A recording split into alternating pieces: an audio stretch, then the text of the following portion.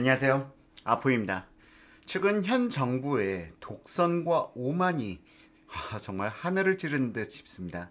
자신들의 정책에 반하는 주장 혹은 그들이 주장하는 내용과 반하는 것은 전부 다 상대방이 잘못 알고 있는 것 혹은 가짜뉴스로 치부해버리고 있습니다. 상대방의 다른 주장에 대해서 겸허히 받아들일 줄 모르고 오로지 자신들만 옳다고 강조하고 있죠. 자, 지금 이런 말씀을 드리는 것은 어제 또 김상조 청와대 정책실장이 또 막말을 했죠. 어제 국회 운영위원회에서 김상조 정책실장은 호소카 유지 세종대 교수의 발언, 일본이 노리는 것은 한국의 제2의 IMF다 라는 주장과 관련돼서 김상조 공정거래위원장이 호사카 유지 교수에게 직접 전화해서 네가 잘못 알고 있는 거다. 그리고 앞으로 그런 발언 다시는 하지 말아라 하고 엄포를 놓은 후 호사카 유지 교수로부터 앞으로 그러한 발언을 하지 않겠다는 답변까지 받아놨습니다. 자, 물론 제2의 IMF와 관련돼서 저는 지금 현재 제2의 IMF가 나타나진 않을 것이라는 입장입니다. 그 IMF라는 부분은 과거 97년도에 우리나라의 회계 기준이 국제 기준에 부합하지 않았다는 점과 그 당시 김영삼 대통령의 금융실명제와 더불어 금융선진화 방안으로 인해 한국의 기업들이 해외 차입을 무분별하게 진행함으로써 발생된 부분이었어요. 그러다 보니까 그 당시 97년의 IMF 때는 흑자 도산하는 대기업들이 많았습니다. 단지 유동성의 위기로 발생된 게 IMF였고요. 지금 우리나라의 경제 시스템은 IFRS 국제회계 기준을 준수하고 있고요. 그 당시만큼 주먹구구식 경영을 하고 있지는 않습니다. 따라서 우리나라의 제2의 IMF는 나타나지 않을 것이라는 것은 제 입장이에요. 그 당시와 지금 현재 경제 상황 자체 및 외환보유고 자체가 비교가 불가능할 정도로 우리나라의 경제 상황은 상당히 튼튼해졌습니다. 하지만 지금 이런 부분에 대해서 지금 청와대의 반응이 못내 아쉬운 부분은요. 미래를 예측하는 부분, 제 예측이 틀릴 수도 있어요. 제2의 IMF가 나타날 수도 있습니다. 미래를 예측하는 것에 대해서는 학자의 개개인마다의 다른 판단 기준이 있을 수가 있는 겁니다. 호사카 유지 교수는 동경대를 나왔고요. 또한 경제학자로서 미래 예측에 대한 부분에 대해서 자신의 소견을 이야기할 수가 있는 겁니다. 하지만 김상조 청와대 정책실장, 그분도 학자죠. 학자인데 이분께서는 기존의 한성대 교수님이셨어요. 자, 그러면은 교수와 교수의 다른 견해에 대해서 이거는 네가 잘못 알고 있는 거야 하고 설득시키는 절차, 이게 과연 옳은 것인가? 미래를 예측하는 데 있어서 내 주장이 무조건 옳고 네 주장은 다 틀려, 네가 잘못 알고 있는 거야 라고 주장한다는 것 자체가 어불성설이죠. 미래를 예측하는 부분에 있어서 저는 그 근거가 잘못된 게 아니라면 상대방의 의견을 존중해 줍니다. 물론 학자들마다 다른 의견을 가질 수가 있어요. 그런데 그것마저도 지금 현재 청와대에서는 네가 잘못 알고 있는 것 혹은 가짜뉴스로 전부 다 치부해버리고 있는 지금 오만한 행태에 대해서 지금 경제 위기의 가장 큰 본질은 바로 이런 오만과 독선이 아닌가 생각해 봅니다. 더군다나 김상조는 학현학파 계열이죠.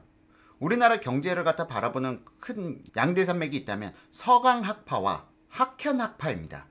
자, 이 서강학파는 먼저 성장을 우선시하고 그 다음 분배를 갖다가 진행하자는 거고요. 학현학파는 먼저 분배가 이루어지고 그거에 따라서 선순환으로 성장이 이루어진다라고 주장하는, 서로 배치된 학문을 갖다 주장하는 학파들이에요. 자, 그런데 지금 현재 소득 주도 성장, 최저임금 인상, 주 52시간 근무제, 주휴수당, 이러한 부분들이 경제의 발목을 잡고 있다는 것은 현 정부에서도 이미 장하성을 갖다 내침으로 인해서 스스로 인정한 부분이 아닐까 생각되고요. 올해 최저임금 인상폭을 대폭 낮춘 부분도 사실상 자신들이 소득주도 성장을 갖다가 수정하는 과정에서 발생된 일이라고 생각해요. 자, 그렇기 때문에 이들은 이미 미래 예측이 있어서 한번 틀린 자들입니다. 그렇다면 상대방의 의견에 대해서 좀 더 겸허히 받아들이기 위해서는 자신들의 주장과 다른 주장을 하고 있는 사람들의 이야기를 좀 더 경청해야 하는데, 지금 청와대의 오만과 독선은 현 경제 시스템 자체를 갖다가 더 위기의 상황으로 몰아넣고 있는 것이 현실입니다.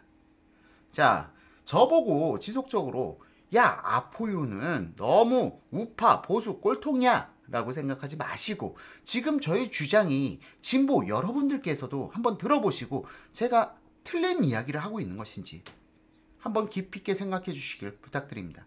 지금 현 정부의 경제 정책이 계속 잘못된 방향으로 가는 것은 상대방의 입을 틀어막고 가짜뉴스 혹은 네가 잘못 알고 있는 것으로 치부해버리는 이러한 오만과 독선이 가장 커다란 리스크가 아닐까 생각해 봅니다.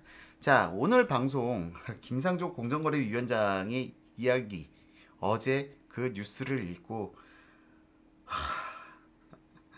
정말 그들이 너무나도 위험한 생각을 가지고 있다라는 생각이 들어 이번 방송을 촬영했고요. 김상조 청와대 정책실장, 이분 먼저가 자신이 잘못 알고 있는 것에 대해서는 겸허히 인정하고 상대방의 주장에 좀 더 귀를 기울여 주길 희망하며 오늘 방송을 촬영했습니다. 더불어서 지금 청와대의 이런 오만과 독선이 일반 대중들도 점차 깨달아가고 있는 추세입니다. 지금 현재 대통령 지지율이 아마 다음 주 잘하고 있다보단 잘 못하고 있다가 역전할 가능성이 상당히 높아 보여요. 최근 제 친구들의 모임을 갖다가 다시 가져봐도 제 친구들은 40대이다 보니까 아무래도 좌파 성향의 친구들이 상당히 많습니다. 하지만 최근 그 친구들의 생각도 점차 바뀌어가고 있어요. 문재인 정부가 잘하고 있다라고 생각하고 있는 친구들은 거의 사라지고 있는 상황입니다. 자, 이런 상황 속에서 청와대가 더욱더 이런 독선과 아집을 갖다 보이면 보일수록 국민들은 점점 더 지쳐갈 것입니다. 자, 제 예측이 사실상 부동산에 있어서는 거의 대부분 다 맞춰갔어요. 그리고 정치 분야에 있어서도 항상 다른 우파 채널들보다 먼저 팩트에 근거해서 여러분들께 예측을 해 나갔죠. 한일 무역 분쟁 뒤에 숨어있는 이야기라는 주제에 있어서도 아마 우파 방송들 중에서는 아포유가 제일 먼저 방송한 게 아닐까 싶어요. 자, 다음 주 지지율 한번 여러분 함께 지켜보시죠. 과연 어떤 결과가 나타날까요? 최근 문재인 정부의 지지율이 급격하게 변동할 가능성이 보이고 있습니다. 자, 그럼 다음 주에 문재인 대통령 지지율 함께 지켜보시고요. 오늘 영상은 이만 마치도록 하겠습니다. 지금까지 시청해주신 시청자분들께 진심으로 감사드립니다. How long, time after time, I'm in love with you.